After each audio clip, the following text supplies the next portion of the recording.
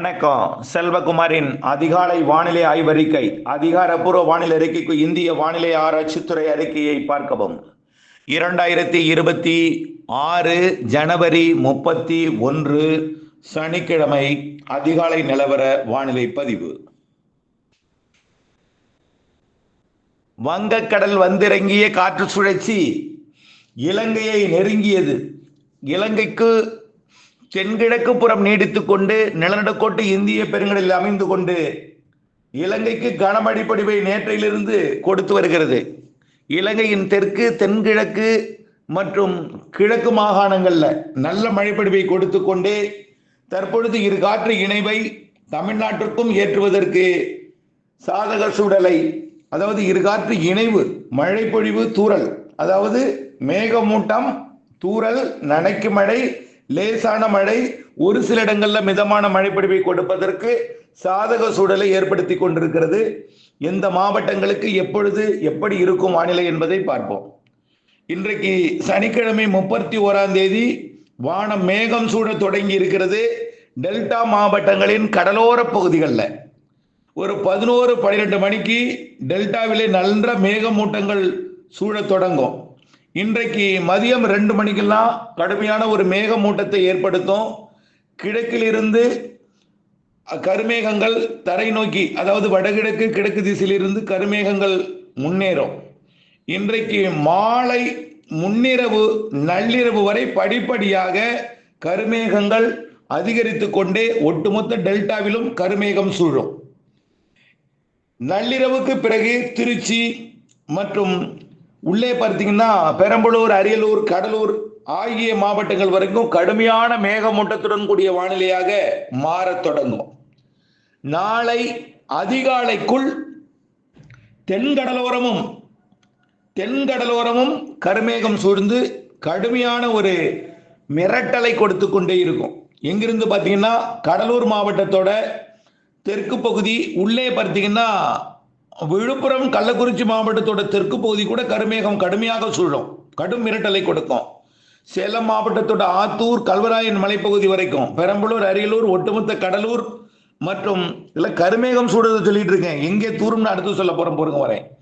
அடுத்தபடியாக கடலூர் மற்றும் மயிலாடுதுறை, காரைக்கால், நாகப்பட்டினம், திருவாரூர், தஞ்சாவூர், அரியலூர், பெரம்பலூர், திருச்சி மாவட்டத்தையும் தாண்டி சேலம் மாவட்டத்தின் ஆத்தூர் மற்றும் நாமக்கல் மாவட்டத்தின் கொல்லிமலை பகுதிகள் மற்றும் திருச்சி மாவட்டத்தின் ஒட்டுமொத்த பகுதி, வடக்கிலிருந்து தெற்கே மதுரை எல்லை வரைக்கும், மதுரை, திண்டுக்கல் மாவட்டத்தோட கிழக்கு பகுதி மற்றும் மதுரை மாவட்டத்தோட பெரும்பாலான பகுதிகள், அப்படியே படிப்படியாக ஒட்டுமொத்த தென் மாவட்டங்கள் தேனி, விருதுநகர், தூத்துக்குடி, திருநெல்வேலி, கன்னியாகுமரி, ராமநாதபுரம், புதுக்கோட்டை, சிவகங்கை மற்றும் தெற்கே கன்னியாகுமரி, திருநெல்வேலி, தென்காசி ஆகிய மாவட்டங்களுக்கும் நாளை கடுமையான மேகமூட்டத்துடன் கூடிய வானிலை காணப்படும்.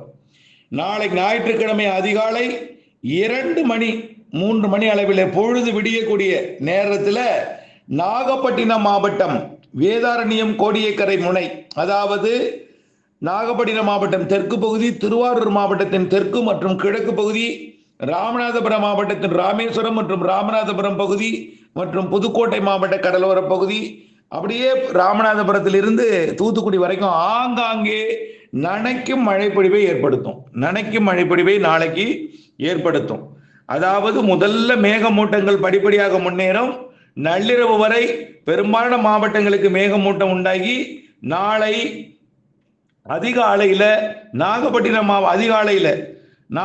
மாவட்டத்தோட கடலோர பகுதி மற்றும் புதுக்கோட்டை மாவட்ட கடலோர பகுதி, ராமநாதபுரத்துக்கும் நாகப்பட்டினத்திற்கும் முதல்ல தொடங்கும். ராமேஸ்வரம், கோடியக்கரை இந்த பகுதிக்கு தான் தொடங்கும்.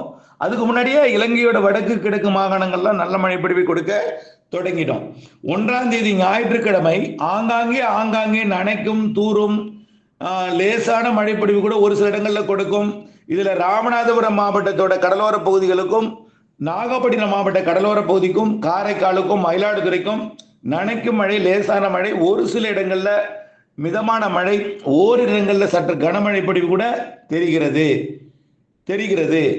இது கடலூர் மாவட்டத்தின் தெற்கு பகுதி சிதம்பரம் மற்றும் பிச்சாவரம், பரங்கிப்பேட்டை, முடசலோடை இந்த பகுதிக்கு தெற்கே, மயிலாடுதுறை மாவட்டம் தொடங்கி மயிலாடுதுறை, காரைக்கால், நாகப்பட்டினம், திருவாரூர், தஞ்சாவூர், புதுக்கோட்டை கடலோரம் மற்றும் ராமநாதபுரத்தின் பெரும்பாலான பகுதிகள் மற்றும் தூத்துக்குடி மாவட்ட கடலோர பகுதிகளுக்கு நாளை 1ஆம் தேதி லேசான மழை, நனைக்கும் மழை, ஒரு சில இடங்கள்ல மிதமான மழை, ஓரிரு இடங்கள்ல சற்று கனமழை இருக்கும்.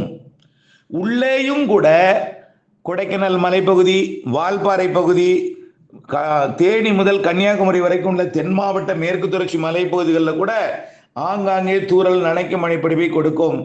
ஆங்காங்கே வார்த்தை ரொம்ப ரொம்ப முக்கியம். எல்லோருக்கும் மழை பெய்யும் நீங்க நினைச்சிடக்கூடாது. இது அறுவடை செய்து கொண்டிருக்கூடிய விவசாயிகளுக்கான முன் எச்சரிக்கை. அறுவடை தானியங்களை நனைக்கும் என்பதற்கான முன்னெச்சரிக்கை. டெல்டா மாவட்டங்கள் மற்றும் தென்கடலோரம், தென் உள்பகுதி, தென் மாவட்ட மேற்கு தொடர்ச்சி மலைக்கு நனைக்கும் மழை, லேசான மழை சற்று கூடுதல் பரப்பிலே இருக்கிறது. காரணம், அறுவடை செய்பவர்கள் விற்பனைக்கு செய்யும் பொழுதும் சரி, அதை உலர்த்துவது கடினம்.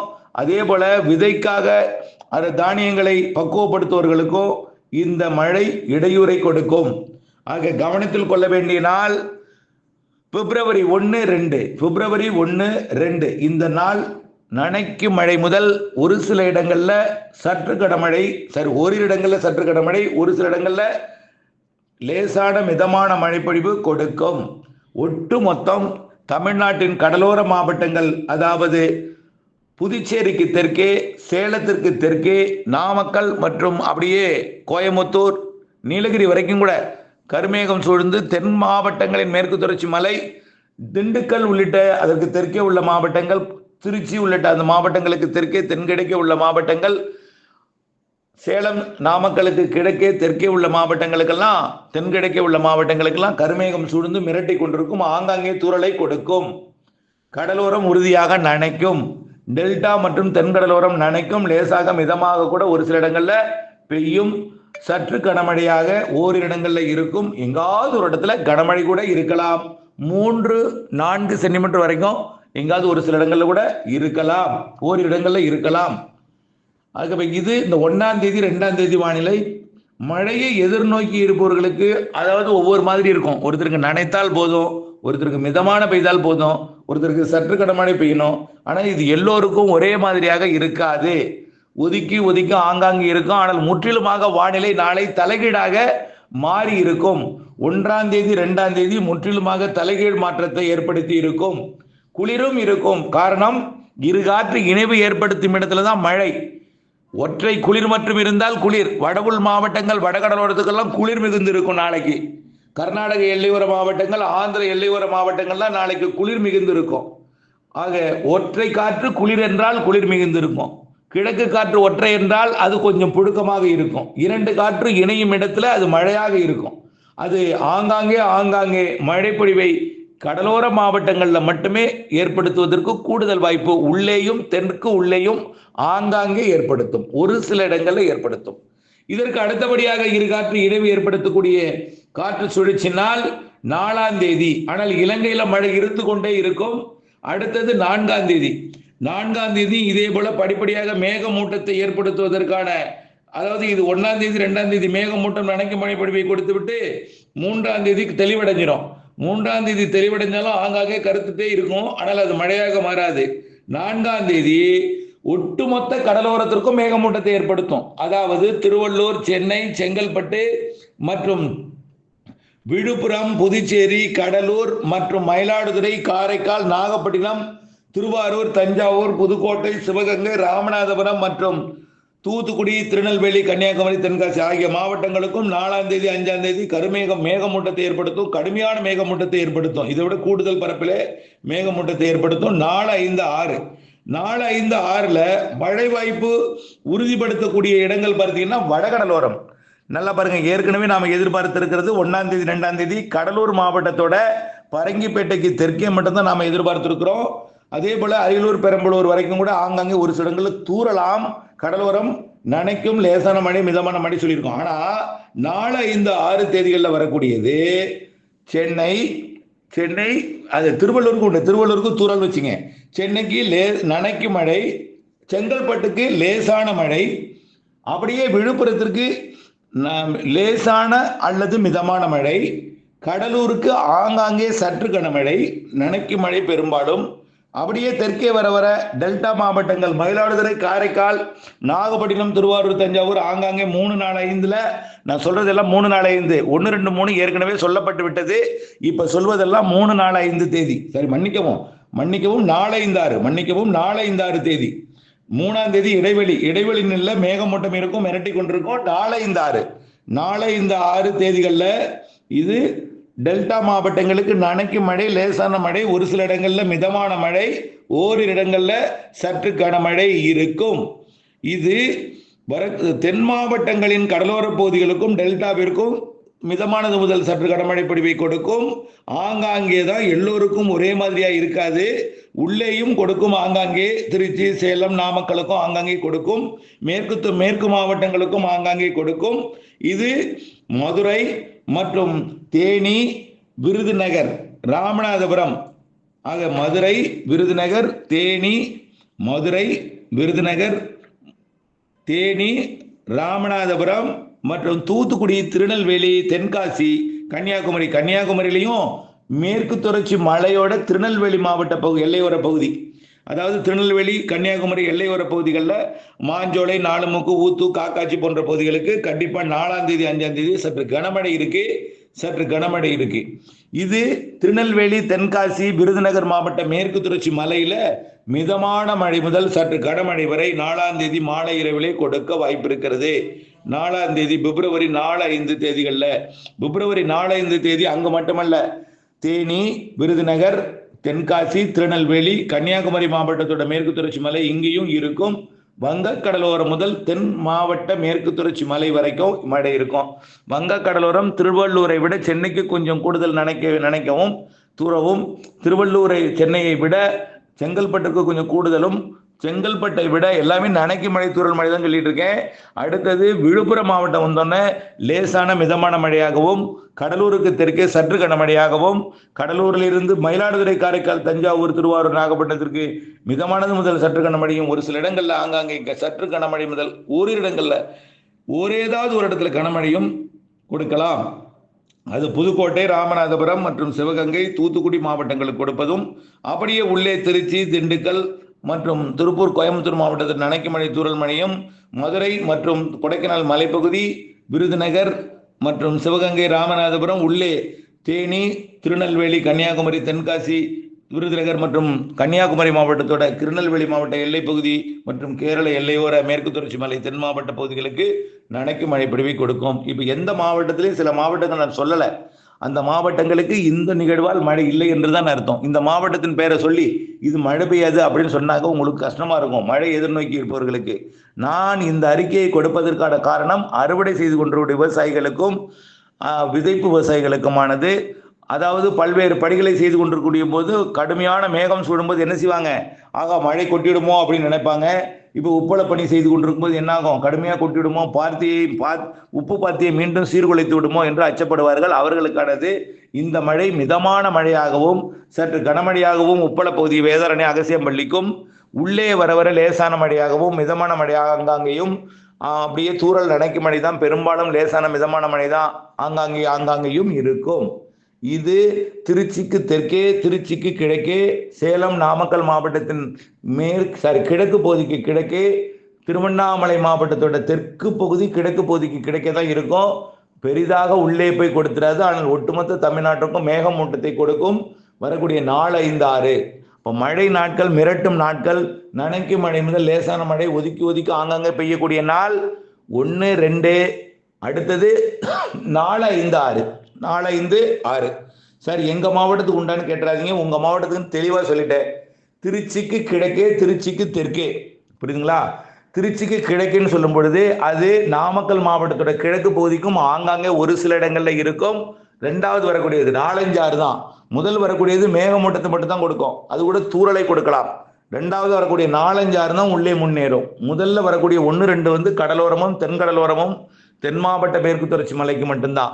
ரெண்டாவது வரக்கூடிய 4, 5, 6 தான் கொஞ்சம் உள்ளே வரும். அதுதான் திருச்சி, நாமக்கல் மாவட்டத்தோட கிழக்கு பகுதி, கொல்லிமலை பகுதி. தூறலாம் நினைக்கலாம் தான், அதுவும் ஒதுக்கி ஆங்காங்கே பெரிதா எதிர்பார்த்துறாதீங்க. ஆகவே சந்தேகத்தை எழுப்பி வினாக்களை எடுப்பாதீங்க. அதே போல சேலம் மாவட்டம் மற்றும் நாமக்கல் மாவட்டத்தில் கிழக்கு ஓரத்திற்கு மட்டும் தூறலாம் நினைக்கலாம். அதாவது மேற்கு தொடர்ச்சி கிழக்கு தொடர்ச்சி மலையோட உள் மலை மாவட்டங்களுடைய கிழக்கு தொடர்ச்சி மலையோட கிழக்கு பகுதி, கல்வராயன் மலை கிழக்கு பகுதி, கொல்லிமலை பச்சைமலையோட கிழக்கு பகுதி மட்டும் தூறலாம். அதுக்கு கிழக்கே உள்ள மாவட்டங்களில் ஆங்காங்கே நனைக்கும், லேசாக பெய்யும். டெல்டா மாவட்டங்கள் கடலூர், அரியலூர், பெரம்பலூர் மற்றும் டெல்டா மாவட்டங்கள், தெற்கடலோரம், தென் உள்பகுதி, தென் மாவட்ட மேற்கு தொடர்ச்சி மலை பகுதி, கொடைக்கானலுக்கு தெற்கே, வால்பாறை மற்றும் உடுமலைப்பேட்டை போன்ற பகுதிகளுக்கு தெற்கே அந்த பகுதிக்கு கூட தூறல் நனைக்கும் மழைப்பொழிவு. திண்டுக்கல் மாவட்டத்தின் உள்பகுதி, ஈரோடு வரைக்கும் கூட ஒரு சில இடங்களில் தூறலாம் நினைக்கலாம் தான் அதிகபட்சமாக சொல்லிட்டு இருக்கேன். தெற்கே தான், தென் கிழக்கே தான், வங்க கடலோரம் தான் இது உறுதியாக இருக்கும். இதற்கு அடுத்தபடியா 1-2 அடுத்தது 4-5-6 அடுத்தபடியான மழைப்பொழிவு 12-13 அது தமிழ்நாட்டுக்கு எட்டாது. அடுத்தது 15 தேதிக்கு மேல் 28 தேதிக்குள்ள 2 நிகழ்வு இருக்கு. அது ஒன்று, ரெண்டுமே இப்பொழுது வரைக்கும் அது தென்சீன கடலுக்கும் அப்பால் தான் இருந்து கொண்டிருக்கு. தென்சீன கடலுக்கு வருவதற்கே தாமதம் ஏற்படும். பிலிப்பைன்ஸ் அருகே நீடித்து கொண்டிருக்கிறது அடுத்தடுத்து 2. அது வருவது 18, 19, 20, 15, 16, 17 ஆகவே இவையெல்லாம் இருக்கு. 15க்கு மேல் 28க்குள் 2 நிகழ்வுகள் தெரியுது. ஒரு நிகழ்வாவது உள்ளே ஏறி பெய்வதற்கு வாய்ப்பு இருக்கு. ஆனால் இது மழைப்பொழிவை கொடுக்கும் என்று முழுமையாக நம்பி விவசாயத்தை செய்து விடக்கூடாது. எல்லாமே நிகழ்வு நகர்வை பொறுத்து தான் அமையும். எதுவுமே நம்ம கையில் இல்லை. இருந்தாலும் வருவதை அறிவிக்கிறேன். அது எந்த அளவிற்கு மழைப்பொழிவை கொடுக்கும், இரு காற்று இணைவை எங்கே ஏற்படுத்தும் என்பது ஆய்வில் இருக்கிறது. கண்டிப்பா அந்த நிகழ்வு வரும். அது நிலநடுக்கோட்டு பகுதியில் போகுமா, சற்று வடக்கே முன்னேறி வருமா, இல்லை இலங்கையை தொட்டு போகுமா, இலங்கை மீது ஏறுமா, மத்திய இலங்கையா, தென் இலங்கையா, வட இலங்கையா, எந்த மாதிரியான அதோட வழித்தடம் அமையுமெல்லாம் ஆய்வில் இருக்கிறது. ஆகவே இந்த 1-2 மற்றும் 4-5-6 மழைப்பொழிவு நிறைவடைந்த பிறகு அது தொடர்பான அதையும் தொடர்ச்சியாக விரிவாக விளக்கமாக அறிவிக்கிறேன். இதே போல பிப்ரவரி 28க்கு முன் ஒரு நிகழ்வு இருக்கிற அறிவிப்புக்கு இடையே மார்ச்சிலும் நிகழ்வு 2 இருக்கு. அதுவும் மழைப்பொழிவு எப்படி கொடுக்கும் என்பதும் ஆய்வில் இருக்கு. ஆகவே மழைப்பொழிவு நிகழ்வு இருக்கு. நிகழ்வு எப்படி இரு காற்று இணைமை ஏற்படுத்தும் என்பதும் ஆய்வில் இருக்கு. நிகழ்வு கண்டிப்பாக நிலநடுக்கோட்டு இந்திய பெருங்கடலில் இலங்கைக்கு தெற்கே வந்தமையும். இணைந்திருங்கள் அப்டேட்ஸுடன். நன்றி.